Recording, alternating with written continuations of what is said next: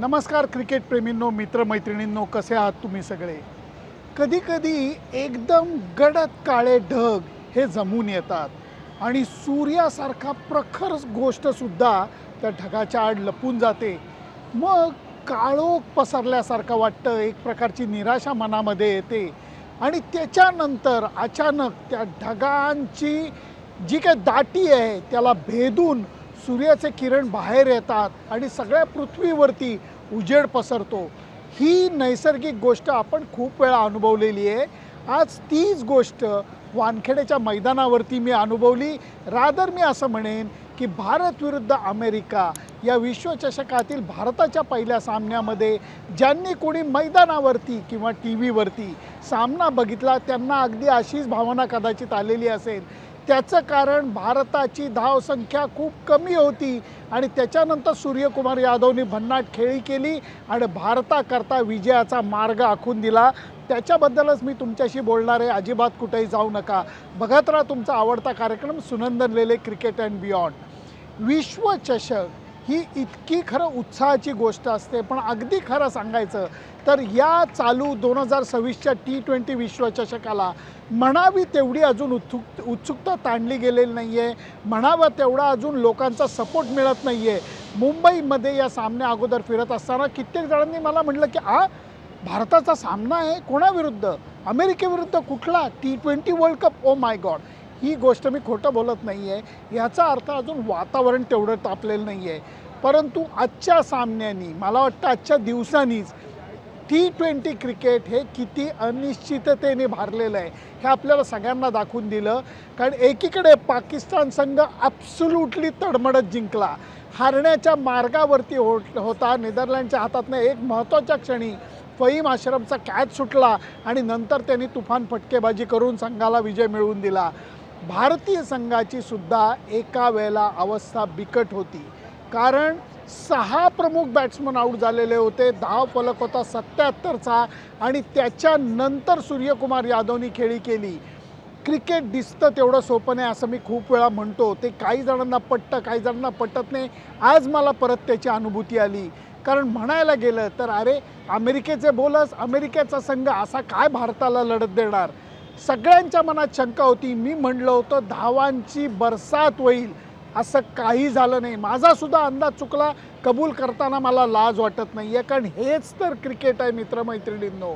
आणि ज्या वेळेला 6 बाद 77 धावफलक होता त्यावेळेला सूर्यकुमार यादवनी डोकं जागेवर ठेवलं, डोकं शांत ठेवलं, अनावश्यक वेडेवाकडे फटके मारले नाहीत आणि नंतर शेवटच्या टप्प्यामध्ये त्यांनी मोकळ्या जागा, क्षेत्ररक्षकांच्या विरुद्धच्या जागा या शोधून काढल्या आणि तिथं फटके मारले.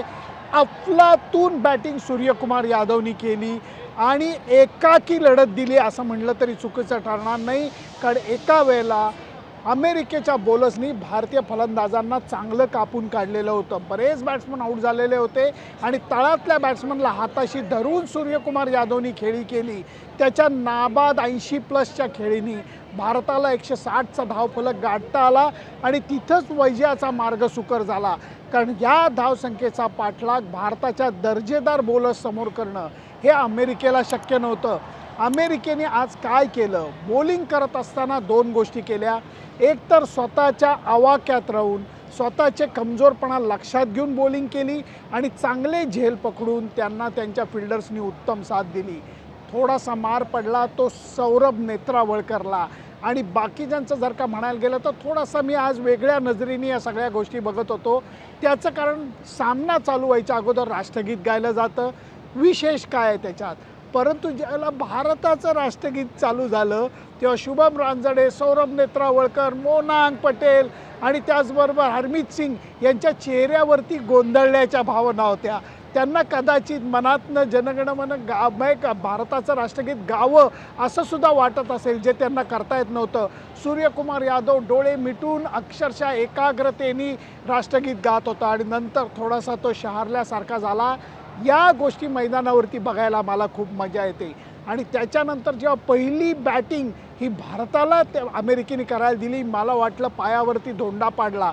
परंतु माझा अंदाज चुकला, कारण बॉलिंगमध्ये वेग नव्हता आणि त्याला मोठे फटके मारण्याचा जो घाई भारतीय बॅट्समननी केली ती अंगलटी आली.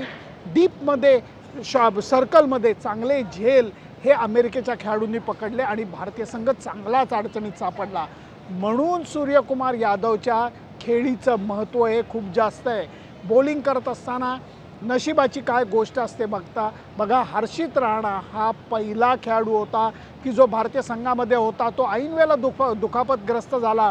मोहम्मद सिराज हा बॉलिंग भारतीय संघात आला आणि नवीन बॉलवरती त्यांनी अप्रतिम बॉलिंग केली. सुरुवातीपासनं त्यांनी अमेरिकन बॅट्समनला आऊट काढण्याची करामत केली, त्यामुळे त्यांच्या धावसंख्येला बळकटी ही कधी आलीच नाही. अर्शदीप सिंग होता, नंतर अक्षर पटेल होता, यांनी स्क्रू टाईट करावेत तसा तो धावफलक रोखून ठेवलेला आहे. भारतीय संघाने पहिल्या सामन्यामध्ये चांगल्यापैकी विजय मिळवलेला आहे आणि अडचणीतनं मार्ग काढून विजय मिळवलेला आहे. त्यामुळे जी काही थोडीशी साखर झोप आहे ती उडून गेली असं म्हणलं तरी चुकीचं ठरणार नाही. हा विजय अगदी आनंदाने बेभान होण्यासारखा नक्कीच नाही, कारण भारतीय बॅट्समननी केलेल्या चुका या लक्षात घेतल्या पाहिजेत. त्याचबरोबर अजून एक गोष्ट लक्षात ठेवायला पाहिजे की जे सगळेजण म्हणतात खेळाडू की T20 क्रिकेटमध्ये कुठलाही संघ कमजोर नसतो. आपल्याला वाटतं या बोलाची कडी बोलाचा भात असा प्रकार आहे, तसं नाही आहे. कारण T20 क्रिकेट हा एकच क्रिकेटचा प्रकार असा आहे जिथं कमी अनुभवी संघ, मी कमजोर संघ म्हणत नाही आहे, कमी अनुभवी संघ तगड्या संघाच्याही नाकी नऊ आणू शकतो. आज नेदरलँड्सनी पाकिस्तानच्या नाकी नऊ आणले. फलंदाजी करत असताना भारतीय संघाला अडचणींना सामोरं जायला लागलं. या सगळ्या गोष्टी या विश्वचषकाच्या पहिल्या दिवशीच्या खेळाचं वैशिष्ट्य राहिलेलं आहे. मी एवढंच म्हणेन, भारतीय संघाने अडचणीतनं मार्ग काढून पहिला सामना जिंकलेला आहे. त्यामुळे कॅम्पेन जर म्हणता येईल, त्या कॅम्पेनची सुरुवात चांगल्यापैकी आश्वासक झाली आहे. हेच सुखाची गोष्ट आहे. सूर्यकुमार यादवची भन्नाट बॅटिंग आणि नंतर बॉलर्सनी केलेली टिच्चून बॉलिंग ह्याच्यामुळे हा विजय सुकर झालेला आहे. माझी मतं मी तुमच्यासमोर मांडली. तुमची मतं काय आहेत मला जरूर कळवा. फक्त त्याच्याकरता माझं फेसबुक पेज, इंस्टाग्राम अकाउंट आणि यूट्यूब चॅनल लाईक, शेअर आणि सबस्क्राईब करायला विसरू नका. Bye bye.